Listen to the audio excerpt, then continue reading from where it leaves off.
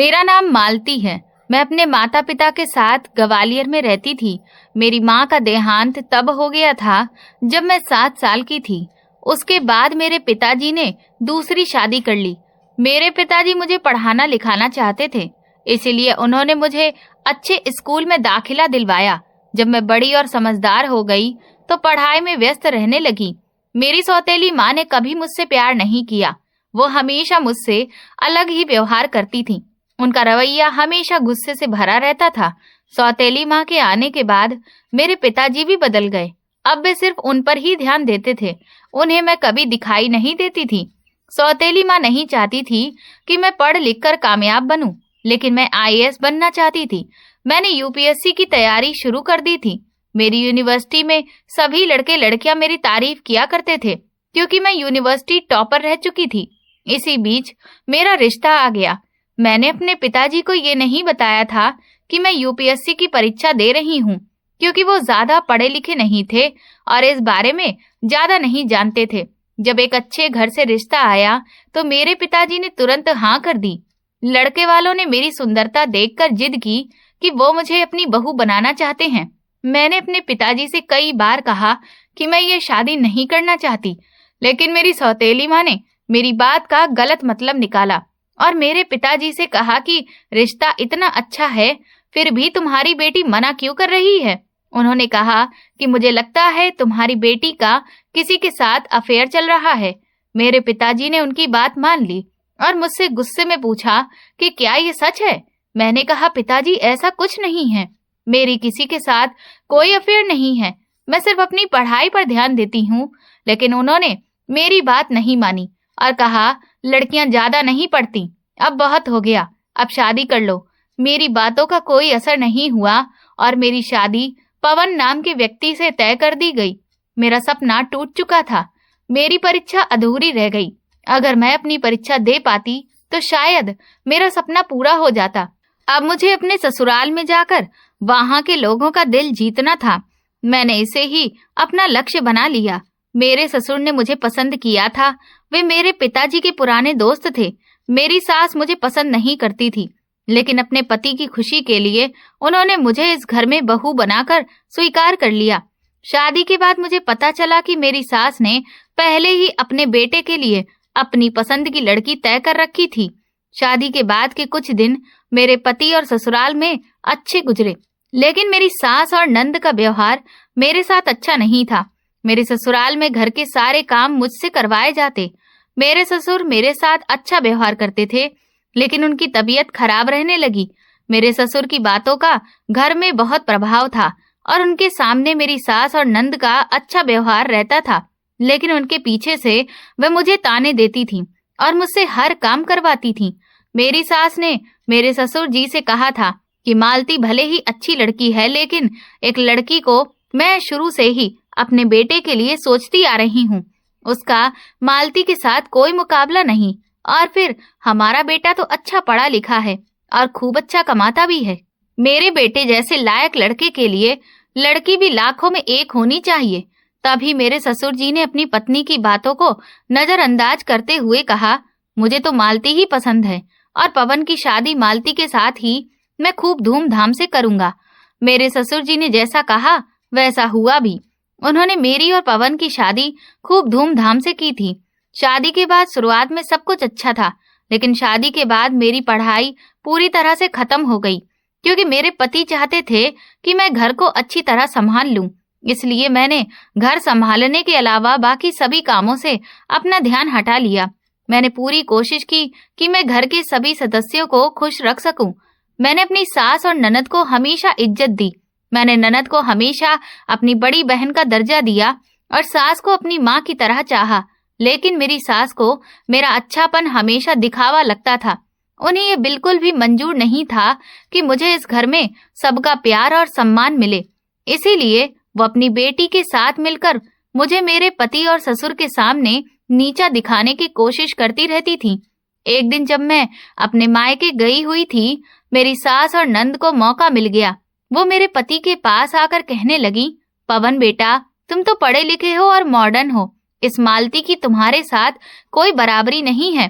तभी मेरी ननद भी कहने लगी, हाँ भैया, मैं तो चाहती थी कि मेरे एक ही भैया हैं और उनके लिए कोई अच्छी और मॉडर्न भाभी आए, लेकिन पिताजी ने तो मालती के साथ आपकी शादी करके आपकी किस्मत फोड़ दी। कहाँ आप स्टाइलिश और हैंडसम और कहाँ वो सिंपल सी दिखने वाली लड़की। मेरे पति ने उस समय अपनी बहन और माँ से कुछ नहीं कहा, लेकिन उसकी सोच पर असर पड़ने लगा। धीरे धीरे पवन का व्यवहार मेरी तरफ कठोर और रूखा होता गया। वो छोटी छोटी बातों पर मुझे डांटने लगे, ताने मारने लगे और कभी कभी तो मुझ पर हाथ भी उठाने लगे। हाथ उठाना तो जैसे उनके लिए मामूली हो गया था। मैं अपने पति के इस बदले हुए व्यवहार को समझ नहीं पा रही थी। मैंने कई बार अपने पति से बात करने की कोशिश की, लेकिन उनका जवाब हमेशा गुस्से से भरा होता था। मुझे नहीं पता था कि मेरे पति को मेरी सास और ननद ने भड़काया है, जिसकी वजह से वो ऐसा व्यवहार कर रहे हैं। मैं सीधे दिल से अपनी सास से ये बात शेयर करने गई थी ताकि वो अपने बेटे को समझाएं, लेकिन मैंने पूरी बात सुनकर मेरी सास ने कहा, बहू, पति पत्नी के बीच तो ऐसी छोटी मोटी बातें होती ही रहती हैं, इन्हें ज्यादा बढ़ावा नहीं देना चाहिए। किसी तीसरे के सामने रोने की बजाय इन बातों को कमरे के अंदर ही सुलझा लेना चाहिए। मेरी शिकायत मेरी ननद ने फौरन ही अपने भाई से कर दी। उसने कहा, भैया, भाभी आपकी शिकायत माँ के पास लेकर गई थी। इस बात पर भी मेरे पति मुझ पर बहुत बरसे। मैं अपनी सास का जवाब सुनकर हैरान रह गई थी। उन्होंने तो अपना पल्ला ही झाड़ लिया, लेकिन मेरे ससुर जी स्थिति को बहुत अच्छी तरह से समझ रहे थे। वो हमेशा अपने बेटे को अकेले में समझाने की कोशिश किया करते थे, लेकिन मेरे पति एक कान से सुनकर दूसरे कान से निकाल दिया करते थे। इधर मेरे ससुर जी तो दिल के मरीज थे। एक दिन उन्हें दिल में तेज दर्द उठा। इससे पहले कि घर वाले उन्हें अस्पताल पहुंचा पाते, उनका दम घर में ही निकल गया। उनके जाने के बाद मेरे पति को खुली छूट मिल गई थी। मेरी सास और नंद भी वही करती थी जो उनका मन करता था। शादी के करीब 1 साल बाद मैंने एक बेटे को जन्म दिया। मुझे लगा था कि शायद अब मेरे पति का व्यवहार बदल जाएगा, लेकिन ये मेरा भ्रम था। अब हर रात मेरे पति शराब पीकर घर आने लगे। मैं उसके लिए दरवाजा खोलती तो उनके मुंह से शराब की बहुत तेज बदबू आती थी। मेरा छोटा बेटा था। मैं सारा दिन घर के काम करती और रात को अपने बेटे राहुल के साथ जागती रहती थी, लेकिन मेरे पति को इस बात से कोई फर्क नहीं पड़ता था। जब भी मैं अपने पति से कहती कि आप इतनी रात तक घर से बाहर क्यों रहते हैं और शराब भी पीते हैं, कम से कम आपको थोड़ा तो ख्याल रखना चाहिए, तो मेरे पति ने मुझे बालों से पकड़ लिया और कहने लगे, मैं कुछ भी करूं, तुझे इस बात से क्या मतलब? तू घर में क्या करती है? सिर्फ रोटियां पकाती है और बच्चे संभालती है। तुझे मेरी कदर करनी चाहिए। तू मेरे घर में रह रही है, मेरे पैसों पर पल रही है और मुझे ही सिखा रही है कि मुझे क्या करना है। उस दिन मैंने हिम्मत जुटाकर अपने पति से ये बात कह दी थी, लेकिन उसके बाद मैंने कभी अपने पति से कुछ नहीं कहा, क्योंकि उस दिन मेरे पति ने चिल्लाते हुए पास रखा गिलास जमीन पर पटक दिया और फिर मेरे बाल खींचते हुए मुझे जमीन पर धक्का दे दिया। अपने पति के इस व्यवहार से मैं बहुत परेशान हो गई थी। सारी रात रोते हुए गुजार गई। अगली सुबह जब मेरे पति सो रहे थे और मैं किचन में नाश्ता बना रही थी, तभी मेरी नंद किचन में आई और कहने लगी, अरे भाभी, रात को क्या आपका भैया के साथ कोई झगड़ा हुआ है? मुझे गाली गलौज की आवाजें आ रही थी। मेरी नंद मुस्कुराते हुए ये बात कह रही थी। मैं अपने काम में व्यस्त थी और मैंने उसे कुछ भी नहीं कहा, तो वो कहने लगी, मैं तो पहले ही कहती थी कि तुम इस घर के लायक ही नहीं हो ना। तुम अपने पति को संभाल पा रही हो और ना ही घर को। मैंने अपनी ननद से कहा, प्लीज गीता, मैं पहले ही बहुत परेशान हूँ। मैंने धीमे शब्दों में उससे कहा। उसने कहा, परेशान तो भैया हैं, तुम्हारी वजह से। तुमने उसकी जिंदगी खराब कर दी। ये कहकर वो अपना नाश्ता उठाकर किचन से चली गई। मैं बाकी के कामों में व्यस्त थी। जल्दी अपने पति के उठने से पहले सारे काम खत्म कर लेना चाहती थी, क्योंकि उसके बहुत सारे काम होते थे। थोड़ी देर बाद मेरे पति की गुस्से से भरी कड़कती हुई आवाज आई, मालती, अरे मालती, कहाँ मर गई हो? मैंने जल्दी से कहा, जी मैं अभी आई। किचन के सारे काम छोड़कर मैं जल्दी से कमरे में चली गई। मेरी सांसें तेज हो रही थीं। मैंने जल्दी से साड़ी के पल्लू से अपने हाथ पोंछे और कमरे में पहुंचने से पहले ही फिर से मेरे पति ने जोरदार आवाज लगाई, तुम्हें सुनाई नहीं देता? मैं कब से चिल्ला रहा हूँ? मैंने कांपती हुई आवाज में कहा, जी क्या हुआ? पवन कहने लगे, तुम्हें कितनी बार कहा है कि मेरी पहली आवाज में ही मेरे सामने हाजिर हो जाया करो। उसके हाथ में शर्ट थी। उन्होंने वो शर्ट मेरे मुंह पर फेंकते हुए कहा, जल्दी से इसे प्रेस कर दो, मुझे ऑफिस जाना है। मैंने जल्दी से अपने पति की शर्ट उठाई और उसे प्रेस करने लगी। वो बाथरूम में नहाने चले गए। थोड़ी देर बाद उनकी आवाज आई, मालती, तौलिया कहाँ है? जल्दी से तौलिया लेकर आओ, मुझे देर हो रही है। मैं प्रेस छोड़कर जल्दी जल्दी तौलिया लेने के लिए दौड़ी। बाथरूम के दरवाजे पर पहुंचकर मैंने तौलिया अंदर बढ़ाया। ये लीजिए, पवन ने जोरदार आवाज में कहा। यह भी तुम्हें हर बार याद दिलाना पड़ेगा क्या? उन्होंने तौलिया खींचते हुए कहा था। मैं जल्दी से पलटने के लिए मुड़ी तो मेरा पैर बेड के कोने से लग गया। मैं दर्द से कराहते हुए लेकिन जल्दी से शर्ट प्रेस करने पहुंची। जैसे ही मेरी नजर शर्ट पर पड़ी, मैं शॉक्ड रह गई। शर्ट का एक हिस्सा जल चुका था। मैं डर गई और सोचा कि अब क्या होगा। मेरा शरीर कांपने लगा। इतनी ही देर में बाथरूम का दरवाजा खुला और मेरे पति बाहर आ गए। कहने लगे, मेरी शर्ट तैयार है। जैसे ही उनकी नजर उनकी जली हुई शर्ट पर गई, उनकी आंखें गुस्से से लाल हो गईं। उन्होंने कहा, तुमने ये क्या कर दिया? ये मेरी फेवरेट शर्ट थी। मैंने कहा, सॉरी, गलती से ये सब कुछ हो गया। तभी मेरे पति जोर से चिल्लाए और कहने लगे, तुमसे एक काम भी ठीक से नहीं होता। मैं वहीं खड़ी रो रही थी। इतनी ही देर में मेरी सास बड़ी शान के साथ कमरे के अंदर आई। कहने लगी, अरे बेटा, एक शर्ट ही तो जली है, तुम्हें इतनी सी बात पर इतना गुस्सा करने की क्या जरूरत है? तुम्हें तो पता ही है कि इस बेचारी से कोई काम ढंग से होता ही नहीं है। उन्होंने कहा, मैं अभी तेरे लिए दूसरी शर्ट निकालकर प्रेस कर देती हूँ। मेरी सास अलमारी की तरफ गई और अलमारी खोलते हुए कहने लगी, मैंने तो तुझे कहा था कि मेरी मर्जी की लड़की से शादी कर ले, मगर तू भी अपने पिता का कहना मानता रहा। अगर उस दिन तू कह देता कि मुझे पिताजी की पसंद की ही नहीं बल्कि माँ की पसंद की लड़की से शादी करनी है, तो शायद तेरे साथ ऐसा ना होता जैसा अब हो रहा है। सास की बातें मेरे दिल को चीर रही थी। मैं किसी तरह अपने आंसुओं को रोकने की कोशिश कर रही थी। मैं कमरे से निकलकर किचन में चली गई और वहां जाकर फूट फूट कर रोने लगी। नाश्ता तैयार करने के बाद मैं दोबारा कमरे में गई। मेरी सास मेरे पति की शर्ट पर प्रेस करने के बाद कमरे में जा चुकी थी। मैंने उन्हें नाश्ता दिया और हिम्मत जुटाकर कहने लगी, आप मुझ पर इतना गुस्सा क्यों करते हो? मैं मानती हूँ कि मुझसे गलती हुई है, लेकिन आप मुझसे आराम से भी बात कर सकते थे। क्या ये बात चिल्लाकर करनी जरूरी है? ये सुनकर ही मेरे पति ने मुझे घूरते हुए देखा और कहा, इसमें भी मेरी गलती है? मैंने कहा, नहीं, आपकी कोई गलती नहीं है। लेकिन मेरे पति का चेहरा देखकर मेरी आवाज टूटने लगी। वो कहने लगे, अच्छा, अब तुम मुझे सिखाओगी कि मुझे कैसा बर्ताव करना चाहिए? इतनी ही देर में उन्होंने मेरे बाल पकड़ लिए। मैं जोर से चिल्ला उठी, छोड़िए मुझे, दर्द हो रहा है। मैंने बड़ी मुश्किल से उनकी पकड़ से अपने बाल छुड़ाए। मैंने कहा, मैं भी इंसान हूँ, इस तरह का व्यवहार सहन करना मेरे बस की बात नहीं है। मेरी आवाज रोनी जैसी हो गई थी। मेरे पति का गुस्सा 7वें आसमान पर था। वो जोर जोर से कहने लगे, अच्छा, क्या करोगी तुम?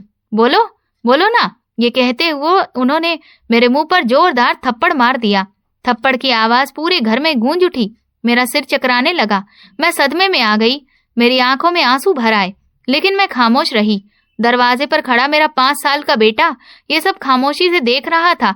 उसकी मासूम आंखें पिताजी की इस हरकत से डर गईं। वो दौड़कर मेरे पास आया।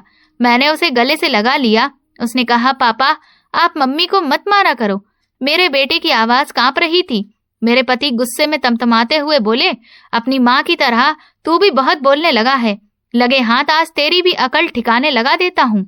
वो कहते हुए जैसे ही पवन मेरे बेटे पर हाथ उठाने लगे, मैं उनके आगे आ गई। मैंने कहा, नहीं, आप मेरे बेटे को हाथ लगाने की कोशिश भी मत करना। मेरी आंखों में गुस्सा और बेबसी थी। इधर पवन गुस्से से उबलते हुए मुझे बुरी बुरी गालियां देने लगे और कुछ देर बाद कमरे का दरवाजा जोर से पीटते हुए कमरे से निकल गए। दरवाजे की जोरदार आवाज के बाद कमरे में एक अजीब सा सन्नाटा छा गया।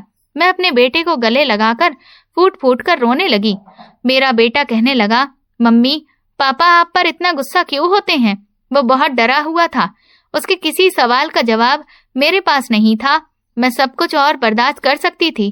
कुछ सोचकर मैंने एक बैग में अपने और अपने बेटे के कपड़े रख लिए और चुपचाप अपने मायके चली गई। जब मैं मायके पहुंची तो मुझे लगा कि शायद मेरे माता पिता मुझे सहारा देंगे और मेरी तकलीफ को समझेंगे, लेकिन जैसे ही मैंने अपनी सौतेली माँ और पिताजी को पूरी बात बताई, उनके रिएक्शन ने मुझे अंदर तक झकझोर कर रख दिया। काफी देर तक माँ और पिताजी कमरे में बात करते रहे। फिर बाहर आकर मेरे पिताजी ने गहरी सांस लेते हुए कहा, देखो मालती, हर घर में छोटी मोटी बातें हो जाती हैं, कभी कभी गुस्से में आवाज ऊंची हो जाती है, लेकिन इसका मतलब ये नहीं कि बात को इतना बढ़ाया जाए।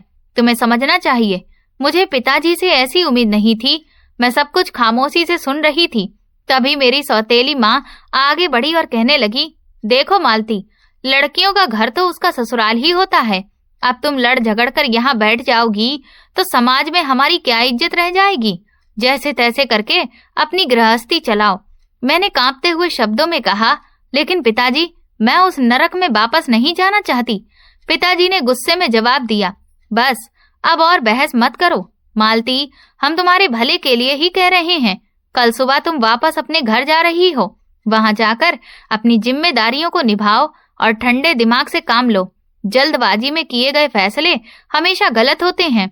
उस रात मैं बहुत रोई, नहीं लेकिन अपने दिल में तकलीफ लेकर सारी रात छत को घूरती रही।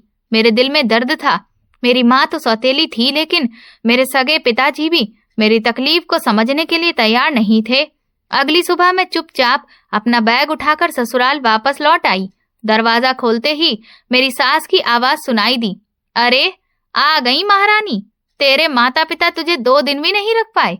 मैंने सोचा कि इन्हें जवाब देने का कोई फायदा नहीं है, इसीलिए खामोशी से आगे बढ़ गई। अब मेरे पति और मेरी सास ये बात अच्छी तरह समझ गए थे कि मुझे मायके में कभी कोई सहारा नहीं मिलेगा।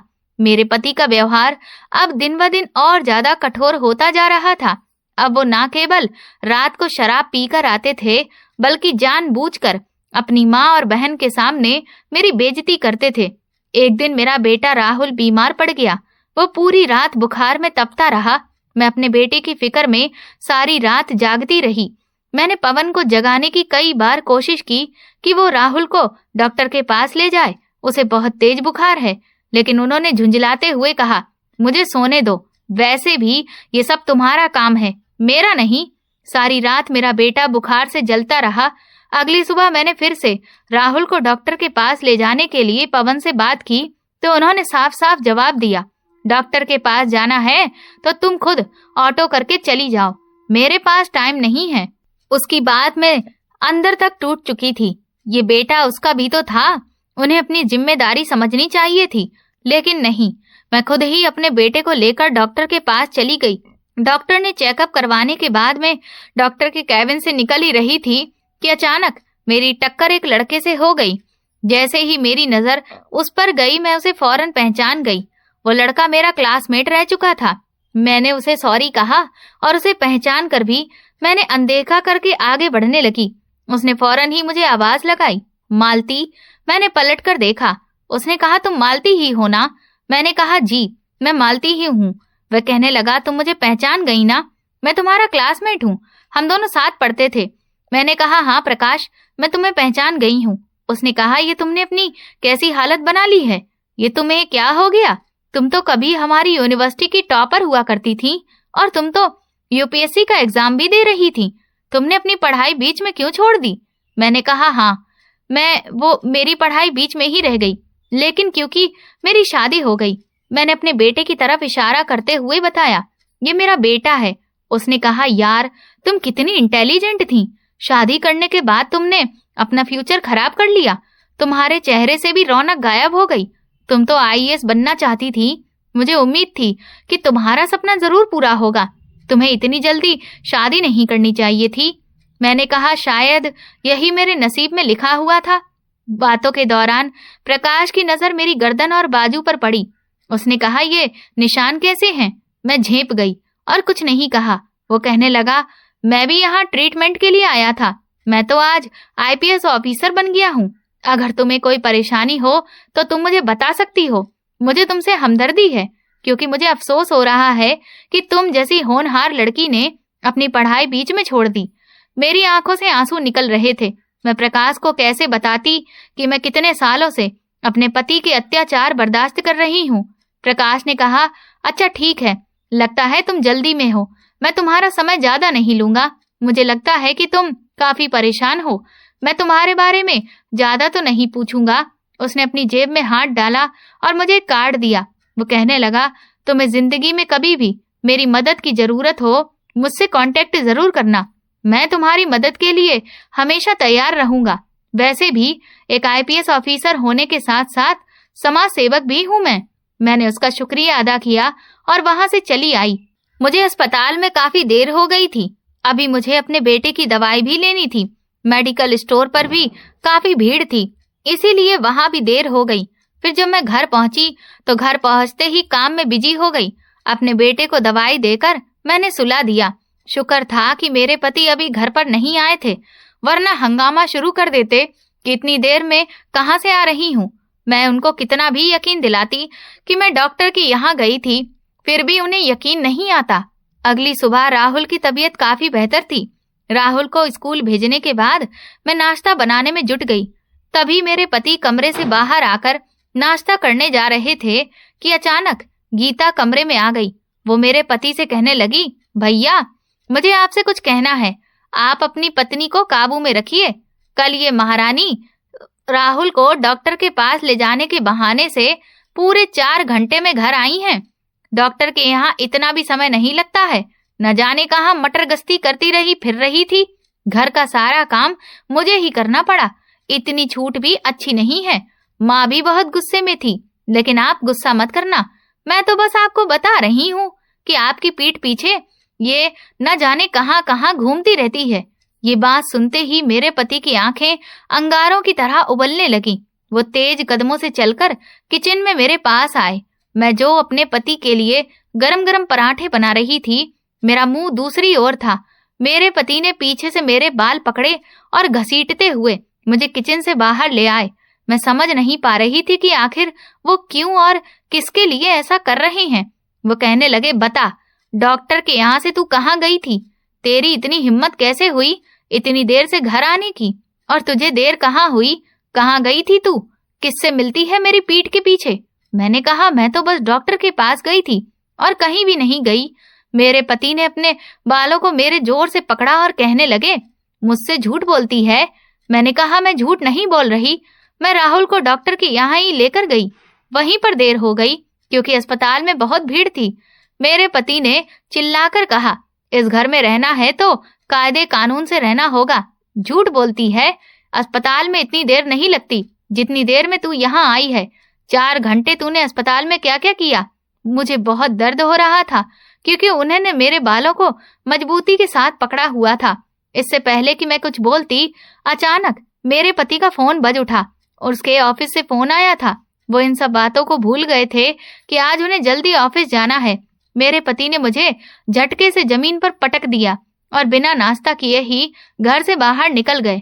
शोर की आवाज सुनकर मेरी नंद और सास भी वहां खड़े होकर मेरा तमाशा देख रही थीं।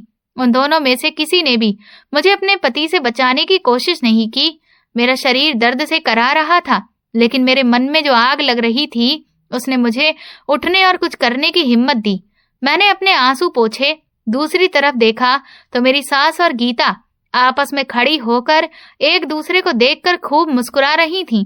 मैंने सोच लिया कि अब मुझे अपनी और अपने बेटी की जिंदगी को सुधारने के लिए कुछ न कुछ तो करना ही पड़ेगा। मैंने घर के काम खत्म किए और अपने सारे डॉक्यूमेंट्स और सर्टिफिकेट निकाले। मैंने तय कर लिया कि मैं आत्मनिर्भर बनूंगी। मैंने शहर के हर कॉलेज और स्कूल की वेबसाइट पर जाकर नौकरी की वैकेंसीज देखनी शुरू कर दी, लेकिन जहां भी वैकेंसी थी वहां एक्सपीरियंस कैंडिडेट की ही मांग थी। लेकिन मेरे पास तो एक्सपीरियंस था ही नहीं, बल्कि अब तो मेरी शादी को ही 6 साल गुजर चुके थे। फिर भी मैंने हार नहीं मानी और कई जगहों पर ईमेल और आवेदन भेजे। शाम के समय में मेरे मोबाइल पर नजर गड़ाई थी। नौकरी के किसी भी जवाब का मैं इंतजार कर रही थी कि तभी दरवाजे पर तेज आवाज आई। मैं चौंक गई और फौरन ही दरवाजा खोलने गई। सामने मेरे पति खड़े हुए थे। उनके हाथ में एक लिफाफा था। मेरे पति ने वो लिफाफा मुझे दे दिया। मैंने जैसे ही वो लिफाफा खोलकर देखा तो उसके अंदर एक कागज था। उस कागज पर जो शब्द लिखे हुए थे, उसका हर एक शब्द जैसे किसी तीर की तरह मेरी आत्मा पर वार कर रहा था। ये तलाक के पेपर थे। मैं कांपती हुई आवाज में बोली, डिवोर्स? मेरे पति पवन मुस्कुराते हुए कहने लगे, हाँ, और ये भी जान लो कि मेरा बेटा राहुल मेरे पास रहेगा, क्योंकि तुम बेरोजगार हो, कोई काम धंधा नहीं करती हो, इसीलिए उसकी देखभाल करने के काबिल भी नहीं हो तुम। मैंने कागजों को गौर से देखा, फिर अपने बेटे की तरफ देखा। मेरी आंखों में आंसू तैर गए। एक दिल तो किया कि जोर जोर से चीख कर रो लूं, तो दूसरा दिल किया कि मुझे अपने पति के सामने कमजोर नहीं दिखना चाहिए, बल्कि खुद को हिम्मत से संभालना है। आज अगर मैं हार गई तो मेरे बेटे का फ्यूचर मेरी तरह बर्बाद हो जाएगा। नहीं, मुझे कुछ तो करना ही होगा। मैंने तसल्ली से काम लिया और उन पेपर्स को लेकर कमरे के अंदर चली गई। मेरे पति मुझे आंखें फाड़कर इसी तरह देखते रहे, क्योंकि मैंने बड़ी मुश्किल से अपने आंसुओं पर कंट्रोल किया था। उनके सामने मेरी आंख में एक भी आंसू नहीं टपका। कमरे के अंदर जाकर मैं लेट गई और सारी रात यही सोचती रही कि मुझे क्या करना है। अगली सुबह मैंने अपने पर्स से वो कॉन्टेक्ट वाला कार्ड निकाला जो मुझे प्रकाश ने दिया था, जो कभी मेरा क्लासमेट हुआ करता था। उस पर उसका मोबाइल नंबर लिखा हुआ था। मैंने उस नंबर को डायल किया और जैसे ही प्रकाश ने कॉल रिसीव की तो मैंने बता दिया कि मैं बोल रही हूँ। वह कहने लगा, हाँ हाँ बोलो, क्या बात है? मैंने उससे कहा, तुमने मुझसे कहा था कि तुम मेरी मदद कर सकते हो, आज मुझे तुम्हारी मदद की जरूरत है। उसने कहा, हाँ बताओ, तुम्हें कैसी मदद चाहिए? मैंने कहा, मुझे एक घर की जरूरत है, क्या तुम मेरे लिए एक किराए के घर का बंदोबस्त कर सकते हो? उसने चौंक कर कहा, मगर तुम तो शादीशुदा हो, तुम्हें किराए के घर की क्या जरूरत है? फिर मैंने उसे अपनी पूरी जिंदगी के बारे में बताया कि यहाँ रहते हुए मैं किस तरह से अपने पति और ससुराल वालों के अत्याचार बर्दाश्त करती रही हूँ। फिर काफी देर तक वो मेरी पूरी कहानी सुनता रहा। मैं रो रो कर उसे अपनी कहानी सुना रही थी। फिर उसने कहा, मुझे तुम पर पहली नजर में देखते ही तरस आ गया था, क्योंकि तुम्हारी आंखों से साफ साफ दिखाई दे रहा था कि तुम बहुत ज्यादा परेशान हो। पहले तुम अपने सपनों को पूरा करने के लिए भी इतनी परेशान नहीं दिखाई देती थी। तुम तो बहुत ही खुश मिजाज और समझदार टैलेंटेड लड़की हुआ करती थी। आखिर तुम्हें क्या हो गया? तुम्हें शादी के बाद भी समझदारी से काम लेना चाहिए था। तुम्हारी शादी तो 6 साल हो चुके हैं और तुम अभी तक अपने पति के अत्याचार को बर्दाश्त करती रही। तुम्हें ये अन्याय बिल्कुल भी सहन नहीं करना चाहिए था, बल्कि तुम्हें शुरू में ही इस अन्याय के खिलाफ आवाज उठानी चाहिए थी। मैंने उसे रोते हुए बताया, अब मेरा पति मुझे छोड़ना चाहता है, वो मुझे डाइवोर्स देने के लिए ही सोच रहा है और वो मेरे बेटे को भी मुझसे दूर करना चाहता है।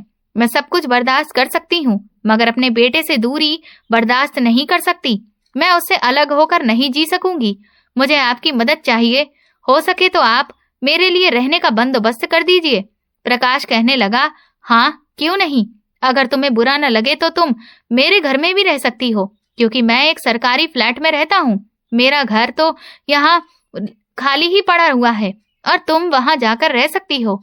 मैंने कहा, नहीं, मैं तुम्हारे घर में नहीं रह सकती। अगर तुम्हारे घर पर आई तो मेरे कैरेक्टर पर कीचड़ उछाला जाएगा। ये लोग इस बात को कोर्ट में मेरे खिलाफ इस्तेमाल करेंगे। इस तरह मैं और ज्यादा बदनामी हो जाऊंगी। प्रकाश ने कहा, अच्छा ठीक है, कोई बात नहीं, तुम परेशान मत हो। मैं तुम्हारे लिए किराए का घर ढूंढता हूँ और कोई फिक्र मत करना, मैं हमेशा तुम्हारी मदद के लिए तैयार हूँ। यही वो समय है जब तुम्हें खुद को साबित करना है और मैं तुम्हारे साथ हूँ। प्रकाश ने उसी दिन अपने घर के पास ही एक छोटा सा घर ढूंढकर मुझे दिलवा दिया। मैंने अपने और अपने बेटे के कपड़े पैक किए, राहुल को तैयार किया, साथ ही अपने कुछ इकट्ठे किए हुए पैसे भी उठाए और मौका देखकर चुपचाप घर से निकल आई। रात के समय जब मेरे पति घर वापस आए तो हमेशा की तरह उन्होंने मुझसे आवाज लगाई, मालती मेरे लिए पानी लेकर आओ जल्दी से। लेकिन घर में सन्नाटा था। उन्होंने किचन में झांक कर देखा तो वहां भी कोई नहीं था। उन्होंने फिर राहुल के कमरे में झांक कर देखा तो वो भी खाली पड़ा हुआ था।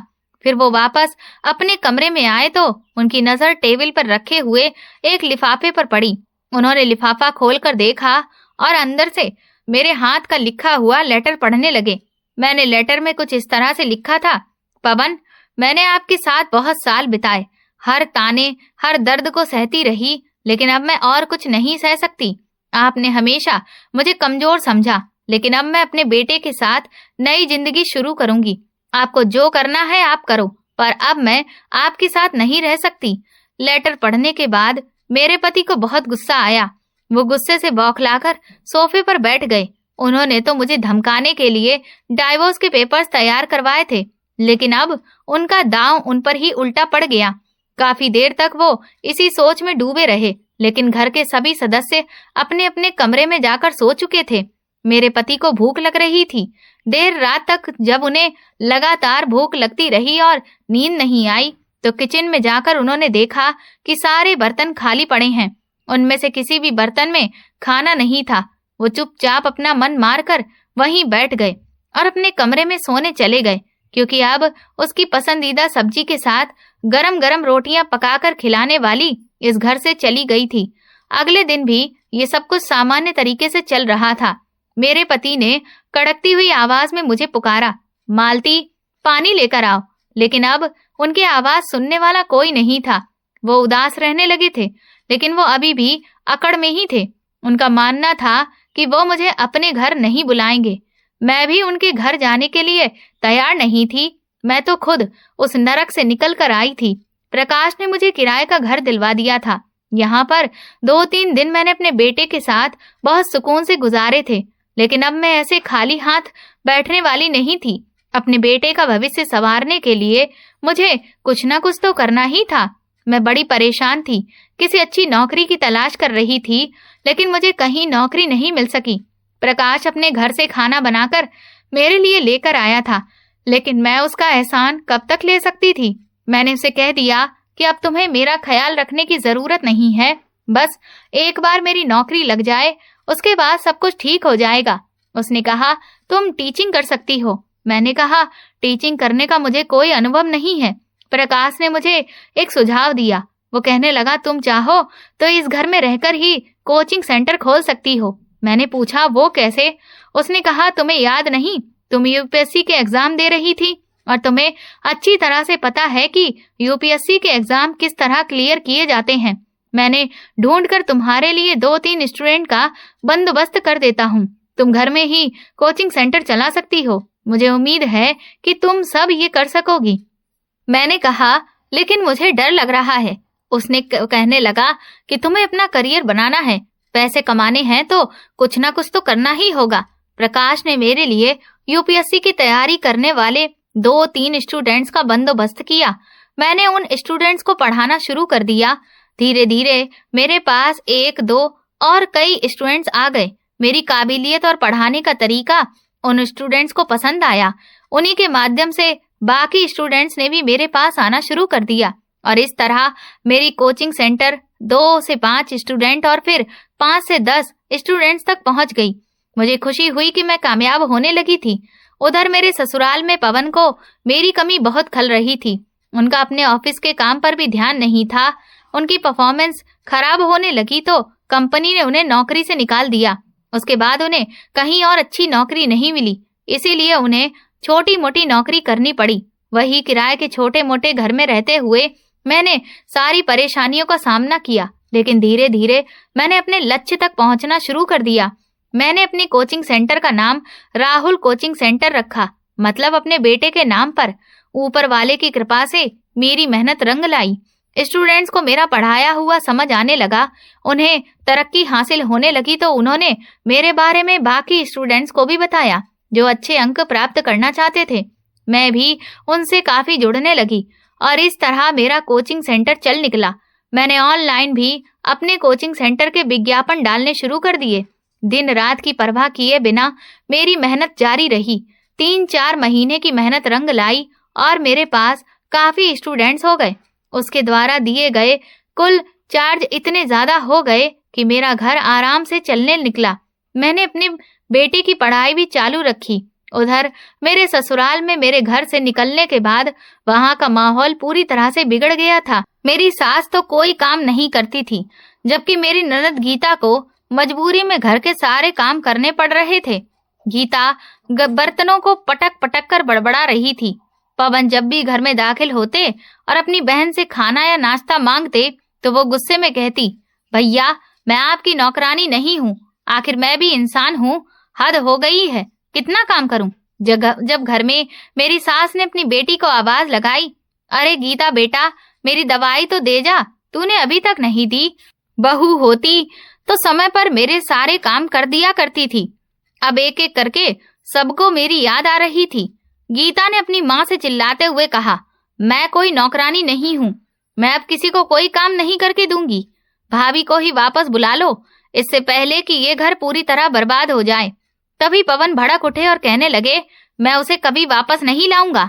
वो अपनी मर्जी से गई है तो खुद ही वापस आएगी। कुछ दिनों के बाद उसकी खुद ही अकल ठिकाने आ जाएगी। मैं उसे अच्छी तरह से जानता हूँ। इधर से मैंने अपना काम कर दिया था, क्योंकि मैंने फैसला कर लिया था कि मैं अब खुद अपने पति को डिवोर्स के लिए नोटिस भेजूंगी। और जब वो नोटिस मेरे ससुराल पहुंचा तो पवन के होश उड़ गए थे। उस पर मेरे साइन पहले से ही मौजूद थे। डाइवोर्स के पेपर देखकर मेरी ननद ने कहा, लो भैया, अपनी करनी अब भुगत लो। पवन को बहुत गुस्सा आया। उसे तो यकीन भी नहीं हो रहा था कि मैं इतना बड़ा कदम भी उठा सकती हूँ। ये केस कोर्ट में चलना था, इसीलिए हम दोनों कोर्ट में एक दूसरे के सामने खड़े हुए थे। मेरे पति ने भी अपनी तरफ से वकील किया था, जिसने अपने शब्दों से मुझ पर प्रहार किया। उसने कहा, मैडम, आपने शादी से लेकर अब तक तो कोई शिकायत नहीं की, अचानक आपको अपने पति से क्या परेशानी हो गई? मैंने जवाब दिया, मैंने अपनी शादी बचाने के लिए सब कुछ सहा, लेकिन अब मेरी बर्दाश्त की हद हो चुकी है, इसीलिए मजबूरन मुझे ये कदम उठाना पड़ा। और इस कदम को उठाने के लिए मुझे मेरे पति और ससुराल वालों ने ही मजबूर किया। मेरे पति के वकील ने मुझ पर बदचलन और लापरवाह होने का भी आरोप लगाया, जिसे मैंने खामोशी से बर्दाश्त किया।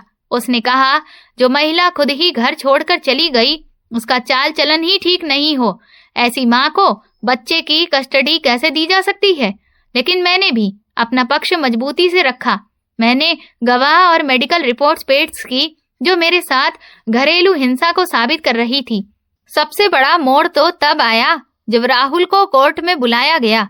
जज साहब ने उससे प्यार से पूछा, बेटा, आप किसके साथ रहना चाहते हो? मैं अपने बेटे के चेहरे की तरफ ध्यान से देख रही थी। उसने एक सही फैसले से ये सब कुछ ठीक भी हो सकता था और एक गलत फैसले से सब कुछ गलत भी हो सकता था। लेकिन मेरे बेटे ने बिना किसी डर के कहा, मैं अपनी मम्मी के साथ रहना चाहता हूँ। पापा मम्मी को बहुत मारते थे और उन पर गुस्सा भी करते थे। मम्मी रोती रहती थी, मेरे पापा बहुत बुरे हैं, मैं उनके साथ नहीं रहना चाहता। पवन ने अपने बेटे की जब ये बात सुनी तो उसका चेहरा शर्मिंदगी से भर उठा। उसे जीतने की उम्मीद अब ना के बराबर लग रही थी। अब अगली सुनवाई में नतीजा आना था। मैंने किस्तों पर अब एक छोटा सा घर भी खरीद लिया था और अपने बेटे राहुल के साथ इस घर में शिफ्ट हो गई। इस बुरे वक्त में प्रकाश ने मेरा बहुत साथ दिया था। वो अच्छा और ईमानदार इंसान था, वरना कहाँ कोई गैर किसी के लिए इतना करता है। उसने भी मुझे हिम्मत दिलाई और मुझे अपना केस किस तरह से लड़ना है ये भी बताया। केस की आखिरी सुनवाई से ठीक एक दिन पहले मेरे मोबाइल पर पवन का फोन आया। मैंने फोन उठाया तो उन्होंने कहा कि वो एक बार मुझसे मिलना चाहते हैं, लेकिन मैंने कहा कि मैं तुमसे नहीं मिलना चाहती। मैंने साफ शब्दों में अपने पति को ये बात कह दी तो उन्हें एक अजीब सा झटका लगा। मेरे पति ने कहा, एक आखिरी बार मैं तुमसे मिलना चाहता हूँ, शायद उसके बाद हम दोनों एक दूसरे से अलग हो जाएं। मैंने कहा, अच्छा ठीक है। लगभग आधे घंटे के बाद मेरा पति मेरे घर के बाहर आकर खड़ा हो गया। घर के बाहर उन्होंने मेरी नेम प्लेट लगी हुई देखी तो उन्हें हैरानी हुई। उन्होंने घर की डोर बेल बजाई तो मैंने दरवाजा खोला और उन्हें अंदर आने को कहा। मेरे पति चारों तरफ से मेरे घर को गौर से देख रहे थे। मेरा छोटा सा घर अंदर से बहुत सुंदर था। घर में हर तरह की सुविधाएं मौजूद थीं। मैंने उससे कहा, आपको बात करनी है? उन्होंने कहा, बस मैं तुमसे 5 मिनट बात करना चाहता हूँ। मुझे अपनी गलतियों का एहसास हो गया। तुम्हारे जाने के बाद मैं पूरी तरह से अकेला हो गया हूँ। उस दिन मैंने अपने पति के चेहरे पर बेबसी देखी। उन्होंने कहा, तुम्हारे बिना घर बिखर गया है, माँ बीमार है और गीता से घर का कोई काम नहीं होता। सच कहूँ तो कोर्ट में जो कुछ भी मेरे बेटे ने मेरे लिए कहा, उसके बाद से मैं अपनी ही नजरों में गिर गया हूँ। मैंने तुम्हारे साथ बहुत बुरा किया है मालती। मैंने कहा, तो अब आपकी जिंदगी में सब कुछ खराब हो गया, इसीलिए आपको मेरी याद आई है? वो अपनी आंखों में आंसू लेकर कहने लगे, नहीं, मुझे सच में अपनी गलतियों का एहसास हो गया। मैं बस इतना कहना चाहता हूँ कि ये डाइवोर्स वाला मामला खत्म कर दो और मेरे साथ वापस चलो। और राहुल के बारे में भी तो सोचो, उसे भी तो अपने पिता और माता की जरूरत है। मैंने कहा नहीं, उसे अपने पिता की कोई जरूरत नहीं है। उसके लिए अब मैं ही उसकी माँ हूँ और मैं ही उसका पिता। तुम जैसे पिता तो किसी भी काबिल नहीं। मेरे पति ने शर्मिंदा होते हुए कहा, मैं जानता हूँ कि मैंने बहुत सारी गलतियां की हैं, लेकिन मैं वादा करता हूँ कि अगर तुम एक बार मुझे मेरी गलती सुधारने का मौका दो तो सब कुछ ठीक हो सकता है।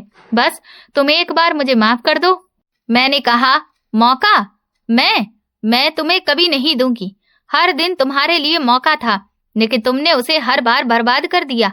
माफी का तो अब सवाल ही पैदा नहीं होता। जब कोई गलती अनजाने में होती है तब वो माफी मांगी जाती है, लेकिन तुम्हारी हर गलती जानबूझकर की गई थी। मैं तुम्हें माफ नहीं कर सकती, और सच कहूँ तो अब मेरी जिंदगी में तुम्हारे लिए कोई जगह नहीं है। तुम जहाँ से जा सकते हो। पवन की आखिरी बार एक नजर मुझ पर और मेरे बेटे पर डाली और फिर वो घर से निकल गए। मैंने भी कभी अपने पति को दोबारा पलट कर नहीं देखा। हम दोनों का रिश्ता खत्म हो गया। अब मैं अपने बेटे के साथ अकेली रहती हूँ और मैंने अकेले ही अपने करियर को बड़ा कर लिया है। मेरा कोचिंग सेंटर बहुत अच्छा चल रहा है। मैं अपने लिए खुद ही मिसाल बन गई हूँ और मैंने अपनी कहानी खुद लिखने का फैसला किया है।